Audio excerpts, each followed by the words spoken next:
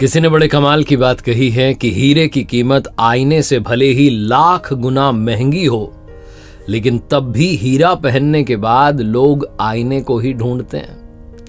नमस्ते, मैं हूं आरजे कार्तिक। एक बड़ी छोटी सी कहानी है पुराने जमाने की। मिट्टी खोदने वाला एक मजदूर था और वो मिट्टी खोदने के बाद उस मिट्टी को अपने गधे पर लाद करके कारीगर तक पहुंचाता था। एक दिन मिट्टी खोद रहा था तो मिट्टी खोदते खोदते उसे जमीन में से एक चमकीला पत्थर मिला। बड़ा अट्रैक्टिव था, उसे बड़ा पसंद आया। उसने उसको बिना देरी के अपने गधे के गले में बांध दिया और फिर से मिट्टी लाद करके जाने लगा। जब वो मिट्टी लाद करके उस गधे को लेकर के जा रहा था अपने कारीगर के पास में, तभी उसे रास्ते में उस गांव के एक सेठ जी मिले। छोटी सी किराने की दुकान चलाते थे, सारे गांव वाले सेठ जी कहते थे उनको। सेठ जी ने कहा, मेरे भाई इसको कहाँ लेकर के जा रहे हो गधे को? बोले बस वही अपने काम पर जा रहा हूँ। बोले नहीं, गधे के गले में जो है इसको कहाँ लेकर के जा रहे हो? बोले बस ये तो अब आज से मेरी हो गई, मुझे मिली है जमीन में। सेठ जी ने कहा, ये चमकीला पत्थर मुझे पसंद आ रहा है, मुझे दे दो। कितने में दोगे? तो गरीब आदमी था, उसने कहा 1 किलो गुड़ दे दो आप, मैं आपको दे दूंगा। सेठ जी ने 50 रुपए का 1 किलो गुड़ जो था उसको दे दिया, उससे वो चमकीला पत्थर ले लिया। अब सेठ जी को भी बड़ा पसंद आ रहा था, बड़ा चमक रहा था। तो सेठ जी ने ले जाकर के अपने गांव में उनकी जो दुकान थी किराने की, उसके तराजू की डंडी में बांध दिया और बड़े शौक से उसको रखने लगे। बार बार उसको देखते थे कितना चमकीला है। एक दिन उनके गांव में संयोग से एक जौहरी आया और उसने देखा कि किराने की दुकान चलाने वाले सेठ जी के पास में तराजू की डंडी में हीरा बंधा हुआ है। उसकी तो आंखें खुली रह गई।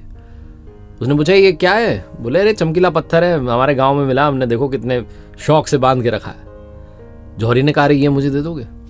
बोले हाँ दे देंगे, 100 रुपए दो, अभी दे देंगे। वो जौहरी बड़ा कंजूस था, उसने कहा 100 नहीं 80 रुपए दूंगा।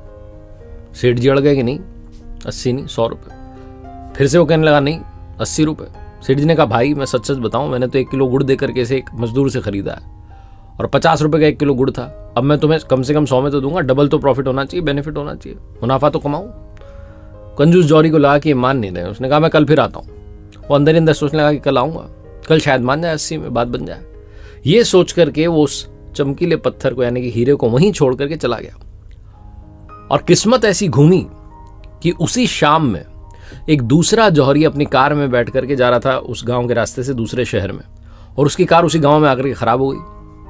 उसकी कार खराब हुई तो वो इंतजार करने लगा कि ड्राइवर उसे ठीक कर दे। तो अब क्या करे, तो गांव घूमने लगा तो वहां देखा कि किराने की दुकान है, सेठ जी बैठे, सोचा कुछ खाने पीने का आइटम ले लेते हैं। दुकान के पास गया तो जाकर के देखता है कि वही तराजू की डंडी में एक चमकीला पत्थर जो है वो टंगा हुआ है, यानी कि हीरा बंधा हुआ है। और उससे रहा नहीं गया, उसने भी पूछा, भाई ये कितने का दिया? सारे काम छोड़ो, ये बताओ। सेठ जी ने कहा, देखो भैया 100 रुपए का, इससे 1 रुपया कम नहीं है। आज सुबह भी एक आया था, ये ले जाना चाह रहा था, कह रहा था 80 रुपए, मैंने मना कर दिया। 100 रुपए से 1 रुपया कम नहीं, लेना हो तो लो, नहीं तो बात खत्म करो। दूसरा जो जौहरी आया हुआ था बड़ा समझदार था, फटाफट उसने 100 रुपए का नोट दिया, वो चमकीला पत्थर यानी कि हीरा रख लिया और जैसे ही कार ठीक हुई रवाना हो गया कि कहीं वापस ना ले ले सेठ जी।